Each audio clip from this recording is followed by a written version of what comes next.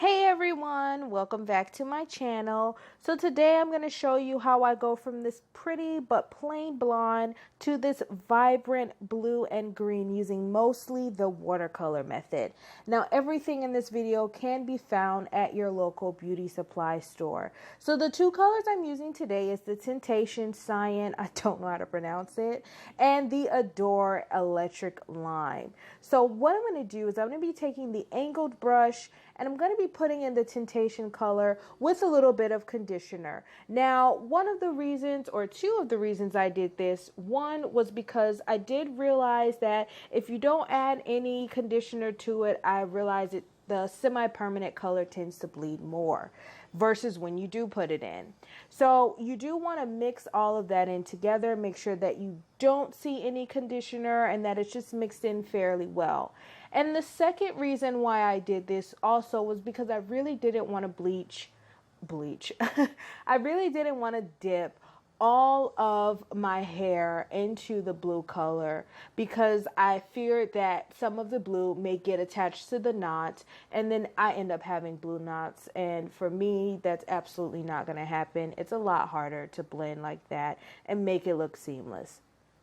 So what I did here was I simply just took the hair and I split it down the middle, the frontal, and I'm going to be taking some of the color with the conditioner and I'm just going to be applying that from root to like a little bit, I don't even know where you call that. I'm just going to be applying it to the root to a certain length. It really doesn't matter how far you go. It really is up to each person. Now, I decided to go a little bit down simply because, as I stated, I really don't want to dip the entire hair. So I'm so sorry for the quality, guys. I had no idea. I did everything from my phone. So I actually had no idea that the camera wasn't focusing or was having trouble focusing. So you're just gonna apply the color as I did. And then what you're going to be doing is you're gonna, just part that using the angled brush. And the reason I used the angled brush was because it's actually a lot easier to use the angled brush because I really wanted it to be like a seamless transition to the blue and not necessarily like just this harsh bam, there's blue. So now I'm just, as you can see, I'm taking the angled brush and I'm using it at an angle when I get to the root, but then I'm turning it flatward because at the end of the day, I'm mostly worried about the root and then the color. Everything else is going to be one color, so I'm not really too crazed. I'm not really too worried about that because it's just going to get dipped anyway, but it's just the root part that I'm concerned with. So I also did want to mention to you guys that this is just the way that I personally did this look. There isn't any right or wrong way to do it. If you decide that you wanted to dip the entire hair into the water, that is perfectly fine. I'm not telling you not to do that. For me, my personal preference was I didn't want to do that, which I kind of end up breaking that anyway. You'll see a little bit later in the video. But my original thought was, hey, I don't actually want to dip all of this hair in there because I'm frankly quite afraid that it's going to actually get on my knots and then I'm not able to do what I want to do. So as you guys can see, I'm just going to be doing this throughout the entire frontal as well as the bottom layer, just one track on the bottom and then the track that's right behind the frontal. Now from this point, I am going to be speeding this up so that you guys can see, and I'm going to stop talking so that you guys can kind of just continue to watch the video. So I'll catch you guys back in a little bit.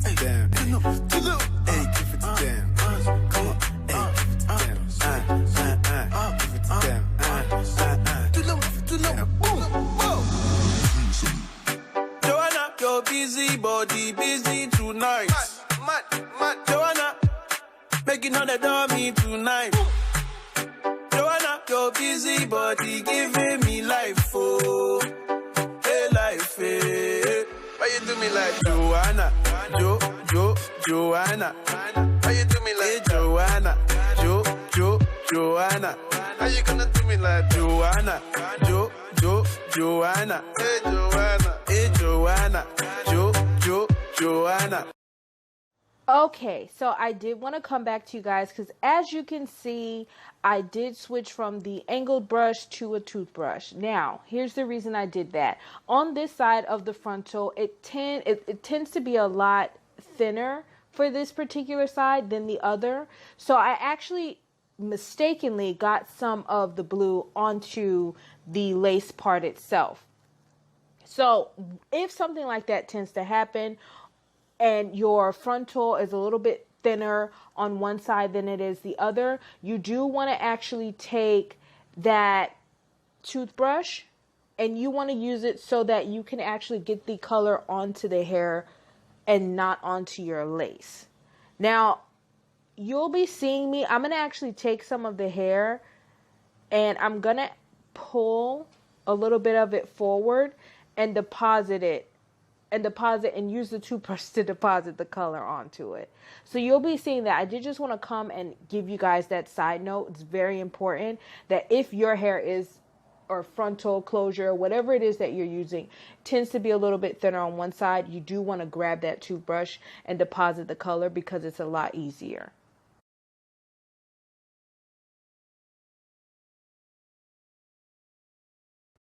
Okay, so now I'm going to be using the leftover color that I had in the bowl. And it's not a bowl, but kind of a bowl, I guess. And I'm just going to be pouring that into the boiling hot water that I have that I decided to put into this, whatever you want to call that, because you're going to be using it. Now, when you're doing this, you do want to make sure that you have the color handy that you're going to be using, as well as some more of the conditioner, because I am going to be putting some more into the water so that I can make sure that everything kind of, what's the word that I'm looking for? I don't even know. Pretty much I'm going to be doing the same thing so that there's no change and it doesn't bleed pretty much as like it normally would if I didn't. So as you can see, I put the color in first, and what I'm going to be doing is I'm just going to be stirring so that I can get all of the color mixed into the water. You really don't want to see any leftover pieces of the color kind of just lying around in the water. Now I'm going to be continuing to do that. And then what I'm going to be doing is I'm going to be taking the conditioner and I'm going to be pouring the conditioner into it separately. And the reason I do that is because when you put the conditioner into the water, it tends to give these little blotches or these little specks, which you'll see soon enough. Like these, not even specks, but it's just little pieces of conditioner. And I didn't want that and the color in at the same time, because the last time I did that, it kind of messed everything up. So as you can see here in the video, you see where it becomes these pieces of just conditioner everywhere. Now the circular motion that I'm doing, I realized it actually made it a lot harder to get those pieces out, which is why it's going to take me a lot longer. What you want to do is you want to go in like front to back motions. So you want to go front, back, front, back. That, you'll see, that actually got the conditioner out a lot quicker than me going in these circles and trying to push it up against the plastic and getting those out. So you just kind of want to go in a back and forth motion as if you're like painting or something. Well, painting is like up and down. So yeah, you can go front, back, or up and down, however you guys want to interpret it, to get that conditioner out a lot quicker. Why you do me just like that? I go give. Now, I did make a very big mistake here. Okay? Horrible mistake. Do not do this. So the hair that I have is relatively, like, it's extremely thick. So if your hair is as thick as my hair is in this video, please, please, please separate your hair. Because I actually had to, in this point right here, I'm going to be showing you, I messed up completely. Do not do this. Red flag. Take your hair, separate it in 2 or 3 parts, and then dip each part separately. So you guys remember when I told you I didn't really want it to touch my roots? That's what I was talking about, where I kind of went back on my own thing because I eventually did it. Now, as you can see here, this is why I don't want you to do it. You can see some parts took the color more than other parts did. So that's why I said if you have extremely thick hair, you do want to separate it. And as many parts as you have to, so that you don't have to keep doing what I'm doing and adding more color. And honestly, it was just a waste of color. If I would have did it in sections, I would have been done a whole lot quicker than doing all of this.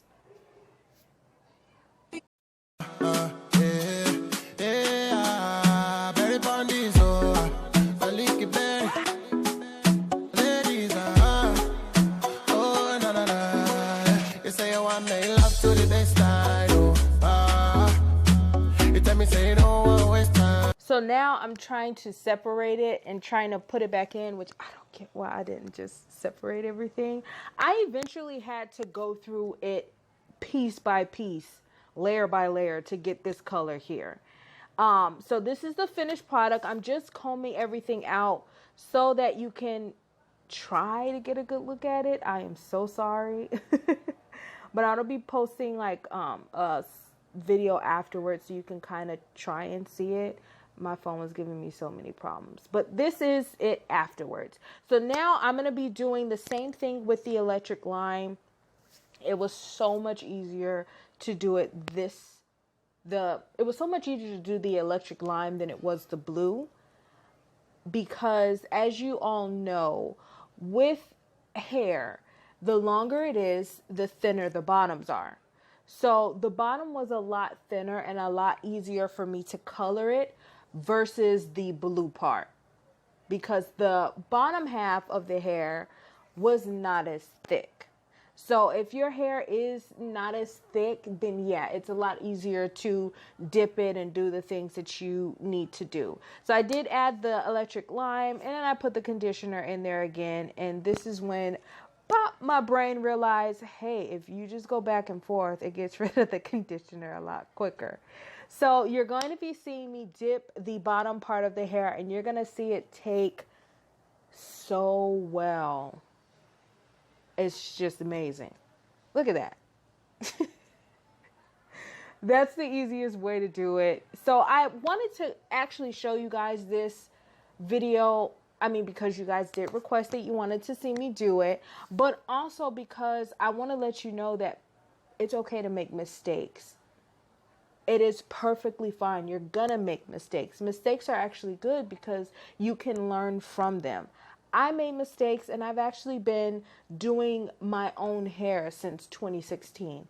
And I still am learning a lot of things, and I still am making mistakes. But mistakes is just one step closer to mastering it. So here I'm just showing you how the end result is while it's wet. I noticed a few extra spots still needed to be dipped again, so I just re-dipped them.